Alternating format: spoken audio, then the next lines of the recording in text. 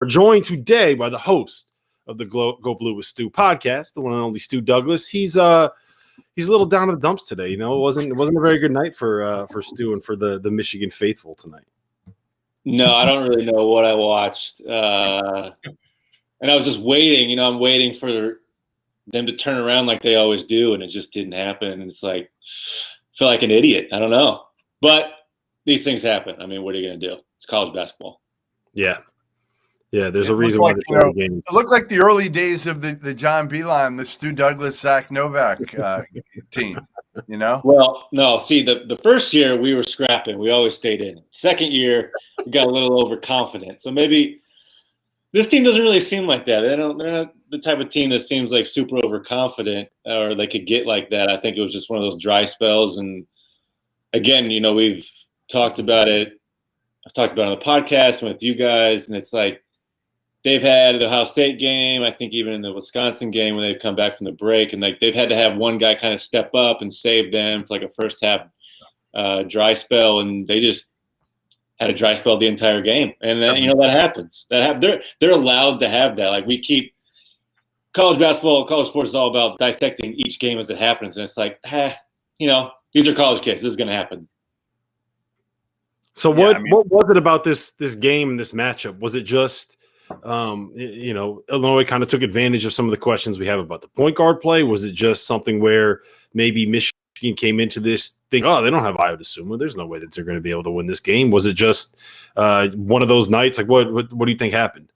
I think Illinois came out and they kept the energy for 40 minutes, and Michigan just got a little uncomfortable, and then they got tight, and then they were kind of looking at each other, and then Franz, guys didn't really show up, and that's fine. Like, it's no super knock on them, but just didn't really show up. They got tight and then got nervous, and then they kind of do that thing where, this is an equal opportunity offense, and it's an offense where everybody's got to flow for one person to flow.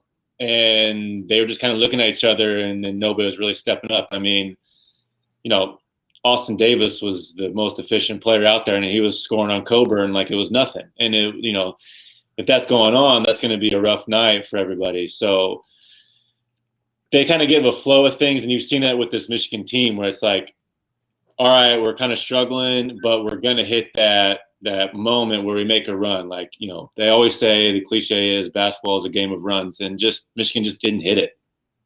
I think this is great for them. Honestly, I do. Right. I don't like, now you get pounded and embarrassed by a team without the one of the National Player of the Year candidates. And now, you know what? Juwan's got their attention now. He's got their attention. They were able to kind of – listen, they've obviously played great basketball, but I think were they as good as what people were saying? And I think – I don't want to say they've started to kind of, believe their clippings, because they have had one hell of a year. But they're not that good. They're not that good that they can start to not put their foot on the gas and be able to just beat teams, like you said, individually. They got to move the basketball. And they didn't move the basketball tonight, and they also weren't the tougher team. Like, Illinois kind of punked them a little bit. Oh, the entire time. It was like every possession. And I think they just dared, what's his name, Curbelo and Frazier, Miller, they dared him. I think Illinois had 9 assists on 30 made baskets. They just dared those guys to drive and make plays, and they did. And then there was no adjustments. So that was a little strange. They didn't really try and fix anything with that. And maybe they thought they were just going to get tired. Who knows? But yeah, you're right. Howard can go into that film session and get their attention real quick. I know Beilein always loved. He said it was always it was always very difficult to win to learn after wins. So there's always a appreciation for a loss like this. Well, do you think that there's always this narrative, right, that sometimes teams need a loss before they go into March, and sometimes you got to get your ass kicked to be able to get woken up or whatever it is? Like, do you believe that? Do you buy that? Not always. I mean, there's a certain truth to it. I mean, I know my team, my senior year, like when we won a share of the Big Ten title, we were gassed out, and then the Big Ten tournament, played horrible. We lost in the first round to Ohio, got upset. So, like, mentally that can happen with certain teams. But, like, this team knows that they're a national championship contender, so it's a little different. Like, it's not like a team on a hot streak where you don't know what's going on. Like, you know exactly what this team is about and what they're capable of. So that's a little different. I don't think they exactly need it, but I don't see anything but positives coming from this. So that's at least a plus. So would it have mattered, Stu, if you think if Juwan kept Hunter in with 3 fouls, would it have mattered, or would he have picked up his 4th? And could they have made a run? Could they have made it interesting potentially? I don't think so. I think at this point now we realize that, you know, a guy like Franz needs to play more of a part in the offense, and that Hunter is – I'm not saying teams have figured him out, but, like, he's come back down to reality a little bit. Like, he's not going to be averaging 20 and 10, and that's fine. He's still a great player, but they're not going to be running the offense through him. Like, Isaiah and Franz need to be the leaders on offense, and then Mike Smith, you know, pick it up as well. You know, you can definitely run your offense through Hunter. He's definitely got the talent. But to say that he was needed to make a run and he was needed to be kept in with those 3 fouls, like, nah, I'm not going to quite go there. One of the things that I thought that 1 for 9, 2 points tonight for Franz.